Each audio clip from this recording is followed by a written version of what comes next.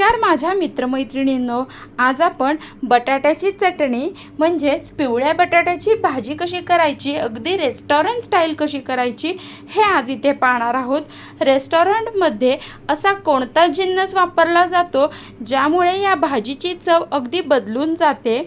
मसाला डोसा, उत्तप्पा, उडुपी सेंटरमध्ये अशा प्रकारची भाजी आपल्याला पाहायला मिळते। तर ती नेमकी कशी बनवली जाते हे आपण आज पाहणार आहोत। मसाला डोसा, उत्तप्पा, पुरी भाजी, मिसळ पाव सोबत ही भाजी आपल्याला पाहायला मिळते। तर नेमकी ही कशी बनवली जाते आज आपण आपल्या किचनमध्ये पाहूयात। तत्पूर्वी वेदश्रीज किचन मराठीमध्ये आपले खूप खूप स्वागत आहे। तर इथे मी 8 बटाटे उकडून घेतलेले आहेत।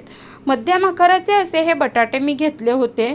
ते स्वच्छ धुवून आपल्याला उकडून घ्यायचे आहेत। याच्या साली आपण काढून घेतलेल्या आहेत। आता एका बाजूला मी कढई गरम करायला ठेवून यामध्ये 2 चमचे तेल ॲड केलेले आहे। ते छान तापल्यानंतर आपण यामध्ये 1 चमचा मोहरी आणि 1 चमचा जिरे ॲड करून घेतलेले आहेत। ते छान तडतडल्यानंतर आपण इथे अर्ध्या चमचाला थोडी कमी अशी हिंग ॲड करून घेतलेली आहे। हिंगाने देखील या भाजीची चव खूप छानपैकी बदलून जाते। तर आता इथे आपण एक डाळ ॲड करून घेतलेली आहे। ती डाळ नेमकी कोणती ॲड केलेली आहे हे मी आपल्याला व्हिडिओच्या शेवटी सांगणार आहे। तर इथे आपण 5 ते 6 मिरच्या अशा प्रकारे कट करून ॲड करून घेतलेल्या आहेत। आता आपण त्या छान परतल्यानंतर आपण इथे कढीपत्ता देखील ॲड करून घेणार आहोत। बटाट्याच्या चटणीला कढीपत्त्याने तर खूप छान अशी चव येते। तर इथे कढीपत्ता देखील आपण ॲड करून, कढीपत्त्याचा एक वेगळाच सुगंध असतो। तो सुगंध आहाहा, इतका सुंदर असा अप्रतिम सुगंध असतो। त्यामुळे कढीपत्त्याचा वापर हा नेहमी आपल्या भाज्यांमध्ये असावाच। तर इथे कढीपत्ता छान परतून घेतल्यानंतर आपण इथे उभा चिरलेला कांदा, 2 कांदे इथे मी घेतले होते। मोठे कांदे असे होते ते इथे मी ॲड करून घेतलेले आहेत। आता यामध्ये आपण थोडंसं मीठ ॲड करून घेतलेला आहे जेणेकरून आपला कांदा पटकन परतला जाईल। हे परतत असताना आपण इथे आपल्या बटाट्याच्या छोट्या छोट्या फोडी देखील करून घेणार आहोत। तुम्ही मॅश देखील करू शकता, पण तो दाताला लागेल असा मॅश करायचा। आता आपला कांदा छान असा गुलाबी रंगाचा परतून झालेला आहे। बटाट्याच्या फोडी देखील आपल्या करून झालेल्या आहेत। इथे आता आपण अर्धा चमचा हळद ॲड करून घेतलेली आहे।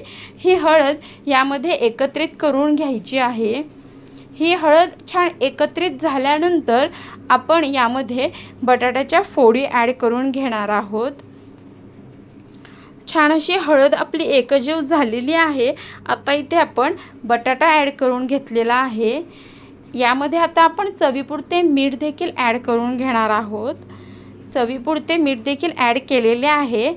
आता हे पुन्हा छान एकजीव आपल्याला करून घ्यायचं आहे। अगदी झटकीपट होणारी अशी ही भाजी आहे। आता मी कोणती डाळ आपण यामध्ये टाकली होती हे आपल्याला सांगणार आहे। तर इथे मी उडदाच्या डाळीचा आपण इथे वापर केला होता। तर उडदाच्या डाळीऐवजी आपण चण्याच्या डाळीचा देखील वापर करू शकतो। या डाळीमुळेच याला वेगळी अशी चव मिळते। इथे मी भरपूर अशी कोथिंबीर ॲड करून घेतलेली आहे। तीसुद्धा यामध्ये खूप छानपैकी परतून घ्यायची आहे। डाळीमुळे खूप भन्नाट अशी चव या बटाट्याच्या भाजीला मिळते। आमच्याकडे या बटाट्याच्या भाजीला बटाट्याची चटणी असं म्हटलं जातं। आपल्याकडे काय म्हटलं जातं हे नक्की कमेंट करून सांगा। लाईक आणि शेअर करायला विसरू नका। धन्यवाद।